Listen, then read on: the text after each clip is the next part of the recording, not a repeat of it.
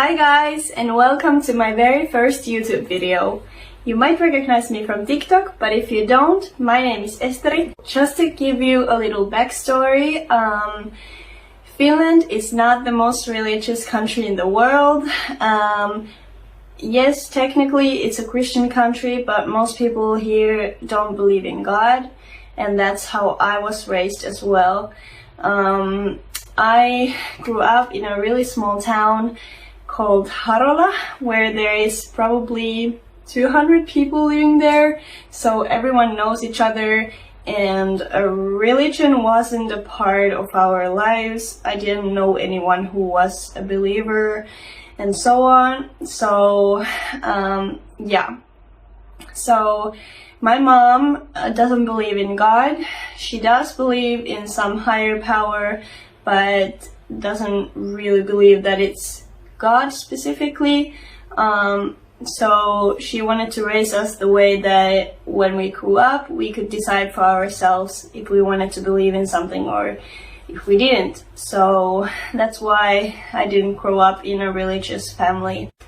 So growing up in school, of course, we had lessons about Christianity. I got a lot of Christian friends when I started, and they are still very dear to me. They are my best friends and I love them very much. And at the time I thought that because they were really Christian, they were really believers and felt really strongly about the religion, and it was such a big part of their identity. I felt that well, they were nice people and I loved them even then, but I just felt like something wasn't right with them. Like, how could they believe that there was God? Like, ugh, what is that? I didn't understand it at all. Like, I felt like they were dumb for believing in God, believing that there is something bigger than us. Basically, the whole high school phase, I would say that I was kind of really negative about religions in general. Also, Muslims don't have a very good representation here in Finland. Most people think that Muslims are really bad people and do a lot of bad things in the name of Allah and are terrorists and all that. And I think most of that is because of the media representation that they give to Muslims, because every time an Arab person or someone who shouts Allahu Akbar is said to be a Muslim terrorist, so that doesn't give a really good picture of Islam. So yeah, and I kind of felt the same way about Islam. I didn't really know anything about it, but I just had heard that basically it's a really bad religion, so I had never even imagined joining it or even just reading about it. I would be like, oof, no thanks. In high school, the first 2.5 years, I didn't care about religion at all. But when I turned 18, the same year I met my husband, alhamdulillah, and he is a Muslim. He has been born into a Muslim family, and is a really religious person, alhamdulillah. And every now and then he would try to tell me about Islam, and I would shut my ears. I wouldn't want to listen. I was just like, oh, don't talk to me, please, can we talk about something else? And that went on quite a while, and I was just really arrogant. I remember being like, well, I don't believe in God because obviously he doesn't exist and you can't prove me that he exists and all that. So I was just like really arrogant about it. Then maybe I would say 6 months later, I decided that I want to do some research on Islam so I would know what he believes in, and I could try to understand him better and stuff like that. So I found out that you could listen to the Quran in Finnish from Yle Arena, which is a media platform where there are like news and TV shows and the radio and all that.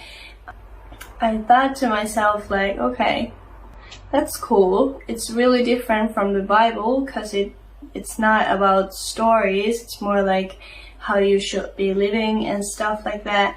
So that was really interesting to me. But yeah, so I started listening to it, and every now and then I would have some questions about it, and I would just write them down and then later on ask my husband or Google them as well. And most of the time the questions that I had something to do with the words, and when I asked about them from my husband, he would be like, that is not how you translate it at all. It's not the same word in Arabic, and obviously it's difficult to translate the text into Finnish from Arabic because the translation can never be perfect or the same as the original version. So some of the translations were not the best. So I continued listening to the Quran, and little by little it started feeling like that was the truth, that was right. Everything made so much sense. It was so logical and clear, and I just felt at peace when I was listening to it, even in Finnish, but mostly when you listen to it in Arabic. It's so beautiful. It's so poetic and just so beautiful and magical. And yeah, so I just felt, I don't even know how to describe it, and I don't know how it happened or when it happened. I wish I did, because I would love to share that with you, but I do not know what was the breaking point for me. I do remember one conversation that we were having with my husband, that he just asked me that if you go on a journey, why wouldn't you take a life insurance? Also, the fact that the Quran is perfect, there is no mistakes in it, there is no contradictions or anything, and all the scientific facts it shows that could have never been known 1,400 years ago. I continued listening to the Quran in Finnish, and by the time I had finished it, I had accepted Islam in my heart. So I started learning how to pray, and then a couple of weeks later I decided to say my Shahada, which is the what is that in English? The declaration of faith. Uskon tunnustus in Finnish. I decided to say that and went to a local mosque and did that, and the day was the most emotional day of my life. I was crying the whole day, and it was just really emotional, and I felt bad because I didn't tell my mom that I was going to do that, and she didn't have any idea that I was converting to Islam. You just need to try your best, and God will understand, and God will be forgiving and merciful to you, and He will guide you.